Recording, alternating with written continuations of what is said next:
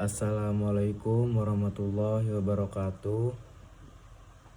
Alhamdulillahirabbil alamin.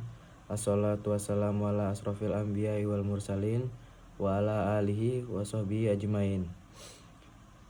Dalam kesempatan kali ini saya akan menjelaskan tentang berpikir kritis Quran surah Al-Imran ayat 190 sampai 191. Kemampuan berpikir kritis tidak hanya sekadar keterampilan duniawi, melainkan sebuah perintah agama yang bersumber langsung dari kitab suci kita. Kita akan merenungi bagaimana Al-Quran secara eksplisit memerintahkan kita untuk menjadi hamba yang berpikir kritis, sebagaimana yang tercantum dalam surah Al-Imran ayat 190 sampai 191.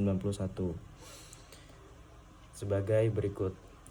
Inna fi khalqis samawati wal ardi waqtilafil laili wan nahari la ayatin liulil albab allazina yazkurunallaha qiyaman wa qu'udan wa ala junubihim wa yatafakkaruna fi khalqis samawati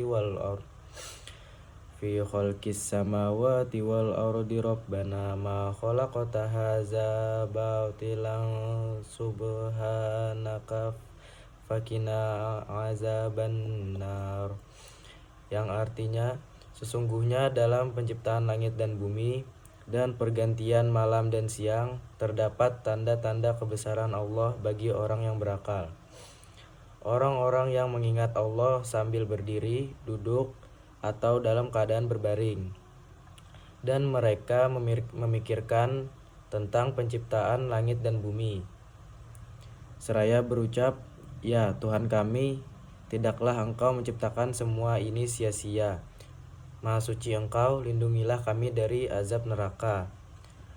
Asbabun nuzulnya adalah, menurut riwayat, ayat ini turun sebagai respons terhadap beberapa orang Quraisy yang datang kepada Nabi Muhammad SAW dan meminta beliau untuk memohon kepada Allah agar Bukit Safa diubah menjadi emas, atau agar Allah menghidupkan kembali beberapa orang yang telah mati.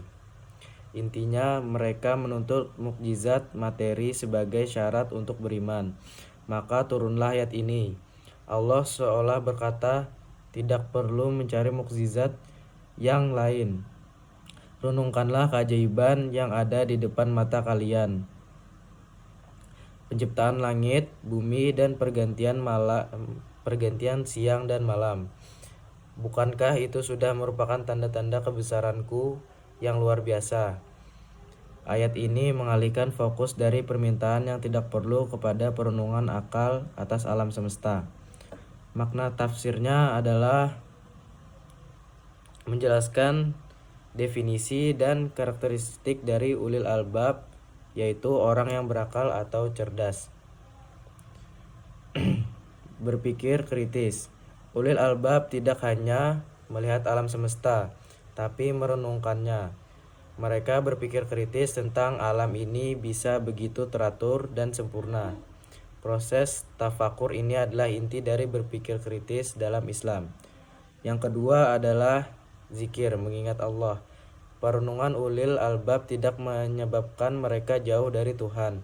Sebaliknya, proses berpikir mereka terintegrasi dengan ibadah dan mengingat Allah dalam segala kondisi. Penerapan dan kesimpulan. Penerapan berpikir kritis bagi umat muslim. Yang pertama adalah mengintegrasikan akal dan zikir. Jadikan akal sebagai alat untuk mengenal Allah, bukan untuk menjauhinya. Jangan mudah menerima informasi berita hoaks, ajaran sesat, tanpa menelitinya secara kritis. Namun juga jangan sampai berpikir itu melalaikan kita dari salat dan zikir. Yang kedua adalah mencari tujuan atau hikmah. Dalam menghadapi musibah atau kejadian tak terduga, jangan hanya mengeluh. Tanyakan pada diri sendiri, apa hikmah di balik ini? apa yang harus saya pelajari, karena Allah tidak menciptakan sesuatu pun secara sia-sia. Masya Allah. Kesimpulan, ayat 190 sampai 191 ini dari surah Al-Imran mengajarkan kepada kita bahwa seorang muslim sejati adalah ulil albab yang memiliki dua ciri utama, yaitu integritas spiritual atau zikir dan integritas intelektual atau tafakur. Keduanya harus berjalan beriringan. Berpikir kritis dalam Islam adalah proses intelektual yang didasari tauhid, yang akan membawa kita dari memikirkan ciptaan menuju pengakuan yang tulus akan keesaan dan kesempurnaan Sang Pencipta. Sekian dari saya. Wassalamualaikum warahmatullahi wabarakatuh.